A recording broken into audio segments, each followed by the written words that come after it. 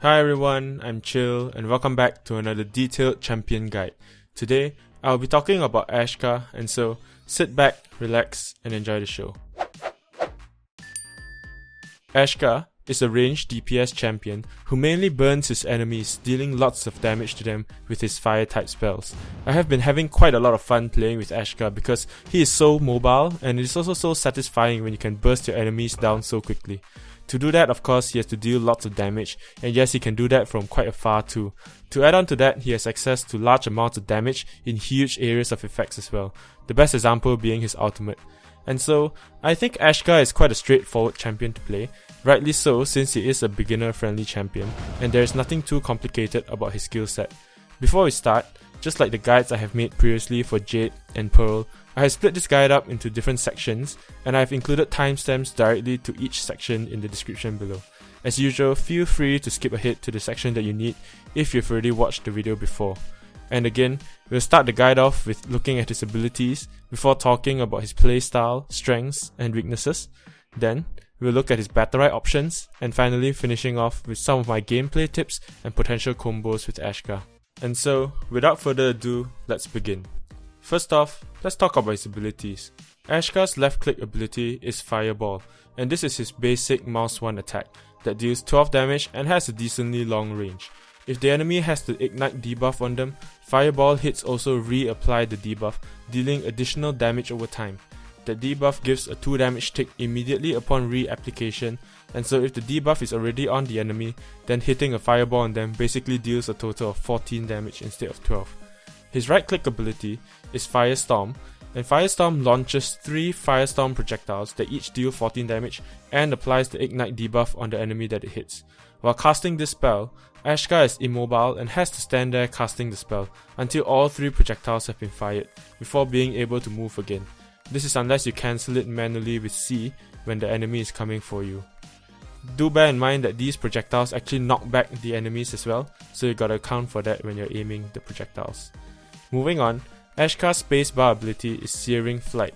Like with most other champions, the spacebar ability is Ashka's best defensive cooldown. Hitting spacebar will let Ashka jump and travel to the target location, dealing damage to nearby enemies at the impact zone. Many Battlerites improve this ability, and so we'll get to the more important bits of this ability later in the video. His Q ability is Flame Strike, and this ability is a basic AoE stun ability, and after a brief delay, enemies in the targeted area will be damaged and stunned for a short duration. Sweet and simple. Next up, his E ability is Molten Fist. This is another of Ashka's Invincibility Frame ability, or I-Frame ability, where he will dash a short distance forward in the targeted direction. If he hits an enemy while charging, he will knock back the enemy at large distance, and so will Ashka move back to his original casting position as well. This ability doesn't do damage, but it snares the enemy for a bit if hit. Now let us look at his abilities that cost him energy to use. Ashka's R ability, which costs 25 energy, is Firewall. Firewall is literally a firewall, but it blocks incoming enemy projectiles like Jade's ultimate and snipe projectiles, and it also applies the ignite debuff on enemies that pass through it. This is one of Ashka's key abilities when fighting against other ranged champions, since only Ashka can fire through it but not the enemy. So it is quite an important ability for Ashka. Ashka's first EX ability modifies his base spacebar ability, and it is called Searing Fire. Pressing shift and spacebar will activate this ability. And this ability costs 50 energy, or 2 charges of energy, and it does pretty much the same thing as the normal spacebar ability, except once you land, all your fireball hits heal you for a large amount of health, making this ability super useful in those clutch situations where you need to stay alive, whether you are in a 1 vs 2 or 1 vs 1 situation, or when you're too far away from your support. This ability should help you out with your survival needs. His second EX ability is Molten Chains, and this EX ability modifies his Q ability. Pressing Shift Q will activate this ability. Instead of targeting an area for an AoE stun, this EX ability changes it so that you petrify enemies in an area around you for 3 seconds. This ability is quite important as it has some combo potentials with your other abilities, and I'll go through that later on in the video. And finally, his F ability, Infernal Scorch, is his ultimate ability. His ultimate ability is another movement ability, but a very painful one for the enemy.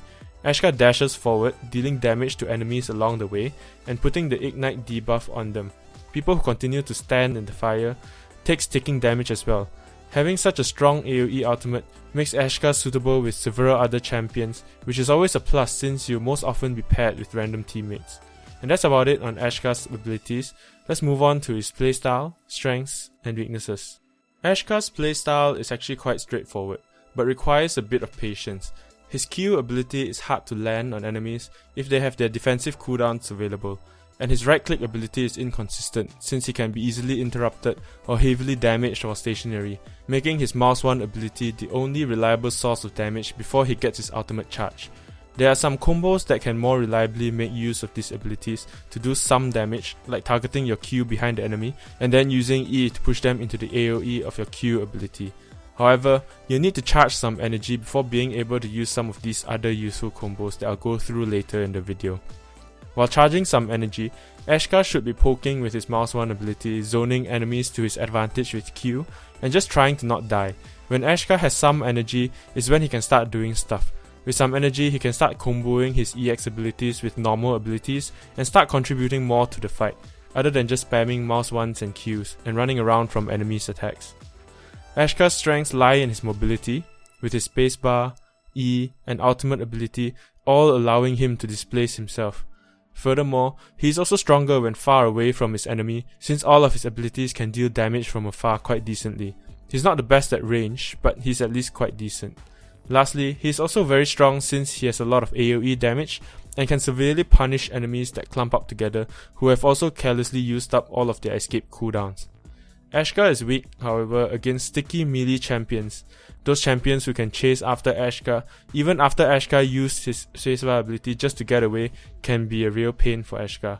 So just be extra careful with your escape cooldowns when playing with Ashka, and this is usually true for most champions anyway, but it is especially true for Ashka. Ashka is also weak during the energy build-up period at the start, because there aren't many options at the start of the round for Ashka. If you get caught out of position without any defensive cooldowns, be prepared for a very quick or tough round ahead, because you will be behind on health for quite a while. Another weakness of Ashka's is his over-reliance on his spacebar ability.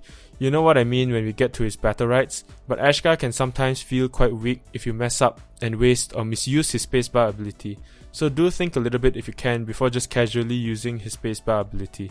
And that's all I have to say on his playstyle, strengths, and weaknesses. Now let us move on to his Battlerites options, or lack of options I should say. Once again, you can pause the video to slowly read through every single Battlerites if you wish, before I go through my thoughts on his Battlerites, since it will take quite a long while for me to read it all out for you. And so, pause now to read them all. Okay, now that you've read them all, let's continue. Ashka, I feel, doesn't really have much flexibility in the Battlerites that he should choose. Starting with the first tier, Blaze is usually the top pick like 99% of the time. Wildfire is not worth it, since you barely want to cast all 3 projectiles, and so one extra projectile won't do you much good. Knockout could be okay, maybe when all your enemies are melee, and so they'll more likely be in range to knock them into walls. Blaze makes your spacebar ability gives you bonus movement speed, and make your next mouse 1 ability inflict ignite, which is pretty huge. Since you can continue to chain those mouse 1s together after that, they all add up and do lots of damage. The bonus movement speed is also great since you can get away further from the enemies and keep your distance that way. In the second tier, I like getting Fire Ward most of the time since it helps you with your survivability quite a bit, especially if you want to use spacebar to initiate instead of just escaping with it only. I've mentioned about Ashka being over-reliant on his spacebar ability, and you can see why now if you picked both the Battlerites that enhances his spacebar ability. He needs it both for escaping and for engaging as well sometimes, and because of that, I feel he might be a bit too over-reliant on it, and so extra care must be placed on managing the cooldown of the spacebar ability to use Ashka properly. Lava Punch can be good against pesky melee enemies, and Char can also be quite good if you have a reliable way of locking them down and can always hit your Q ability on them, perhaps with some teammates' help or something. Moving on to Ashka's tier 3 Battlerites, I personally like Conflagration, because it just gives you so much more damage output. Not to mention those mouse 1 hits on your enemies that have passed through the firewall continue to knock them back even more. And this makes Ashka super strong if he can separate himself when his enemies with the firewall, regardless if they are ranged or melee. If you need more survivability, taking Ember Fire could be quite good as well, but you'll need to set up those Qs to really make use of the effect, and using the EX version of your Q ability does not trigger the heal, so there's no shortcuts here. Heat is just okay, I feel. I very seldom cast my mouse 2 ability, and if I do decide to cast it, I usually try to make sure I have my spacebar ready anyways, because Ashka is so vulnerable when casting his mouse 2 ability, so reducing the cooldown of the spacebar ability doesn't help much if it is already ready. On to Ashka's tier 4 Battlerites. I think taking inspiration is your best bet most of the time. The increased energy generation and maximum energy limit is super useful to Ashka, since without energy, he'll mostly just resort to spamming mouse 1 and Q while trying to evade enemies, which is uninteresting and Ashka's potential is wasted. Furthermore, because Ashka's ultimate is so powerful, having it up more often is also a good thing for your team, not so much for your enemies. Slayer is just bad, and I've mentioned this before in my other videos too, since it only helps you out at a specific time and doesn't help you get them to below 30% health at all. They should probably try to change this Battlerite because I find it hard to justify picking it on any champion. The movement speed slow from Magma might be good in certain situations, but I find that the benefits from Inspiration far outweigh the snare effect from Ignite. Finally, for Ashka's tier 5 Battlerite, I think it comes down to personal preference and what you need at the time.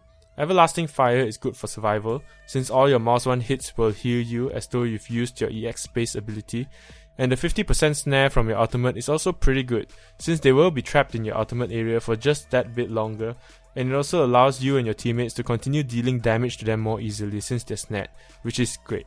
So all in all, for his tier 5, just get the one you need more, whether it is more survivability or more damage. And that's about it on Ashka's Battlerite options. I wouldn't say that there are too many ways to build Ashka, and more than 90% of the time, you'll likely be picking the same few Battlerites. Moving on, let me give you some of my gameplay tips and combos that you can do with Ashka. My first tip with Ashka is to learn to zone enemies with your Q ability. As you may know, it might be hard to land the Q ability on enemies, especially since all champions have escape cooldowns at disposal to quickly get out of the AoE. However, if you don't have a guaranteed way to hit them with your Q ability, you can still use your Q effectively in other ways, like zoning enemies away from healing globes for example. If you can see that they are running for the healing globe, just put your Q on top of the globes and deny them the health by collecting it yourself if you wish. You can also use it to deny escape routes, especially if they messed up and trapped themselves in a narrow corner with one or few available escape routes. This will punish enemies for having wasted their escape cooldowns and got themselves stuck in a corner.